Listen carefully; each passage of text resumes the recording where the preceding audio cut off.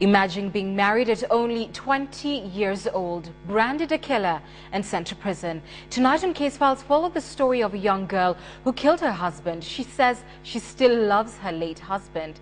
Here's KTN's Dennis Onsarigo with this week's edition of our crime and investigative series.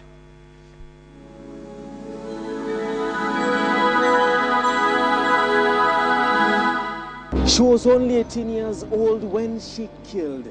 A story of a young woman who says she killed her husband, but she's sorry about it. The state versus Elizabeth Wanjiru. This is Casefiles. We used to fight. Even there is another day that I had cut him with a knife in the hand. And then his parents told him to report me. But he said he can't report me because he loves me. And it's just a bad accident. So his parents used to know we used to fight and they used to talk to us.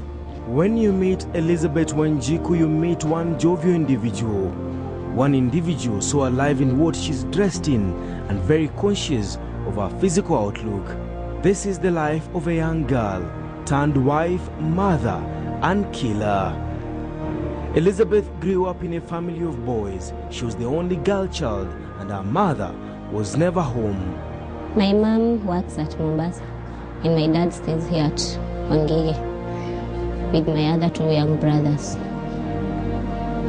And when my mother went to Mombasa, I felt lonely because she used to come sometimes and sometimes not, so I felt lonely with no one to talk to, no one to tell my affairs, if I have a boyfriend, so many things, because I'm the only daughter.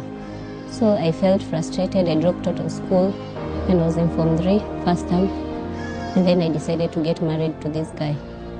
At only 16 years old, young Elizabeth dropped out of school and eloped with a man she says she loved very much, one she still loves to date. I fell in love with this man. We stayed, we got married. I stayed at his home, and he gave me the protection, the love I needed. Yeah. That time I was 18 years when I got married to him. It was nice at the beginning. I got a child. The couple gave birth to a young boy whom they named Promise, but their marriage was not as promising as Elizabeth would have wanted it to be. As a young wife and mother, Elizabeth Wanjiru says some things were going wrong. She suspected someone was getting her husband's attention. One Friday, just a day after her husband's 30th birthday, she stumbled on a bill that she claims confirmed her fears. At his wallet, there was a receipt for drinks, like beer, like Guinness, Reds, Smirnoff, all that, and I felt bad because the receipt was saying it had 3,000. He had paid 3,000, and I felt bad because that week I was sick, and I asked him, why are you doing this to me? Why couldn't you give me money and you can afford money to buy other people drinks? Some conflict, like every Friday we used to fight because of him being drunk all the time. I felt as if he was having another woman there outside.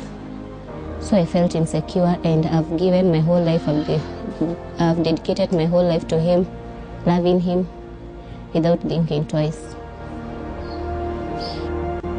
Elizabeth told Casefiles the fights were not frequent, as was the habit the husband had perfected over time, that of coming home late. Junge, the husband, could not explain why he kept coming home late into the night, especially on Fridays.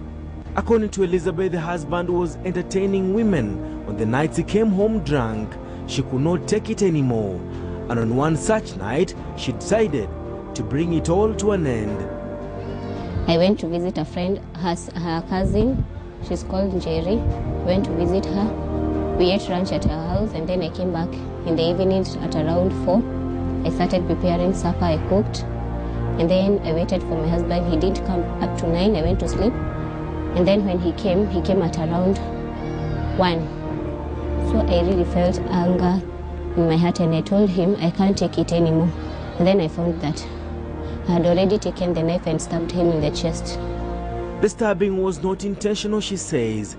The stabbing was a result of anger that had built over a period of time. Realizing her husband had slumped on his weight, he uttered his last words.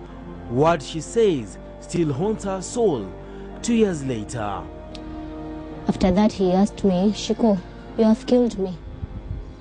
And then I panicked and I called my mom and I told her that I fought with my husband and that he's telling me that he's dead. He's going to die. And then she told me to run away from that house.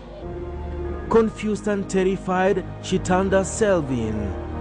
They just asked me if I've told anyone. I told them that I've not told anyone. Their relatives. They asked me for a number and I gave them. CS came and said that you should book her. So I didn't know I didn't understand what meant that you should book her. But at around 8 in the morning, the OCS called me and told me that your husband is dead. I was shocked and I started crying.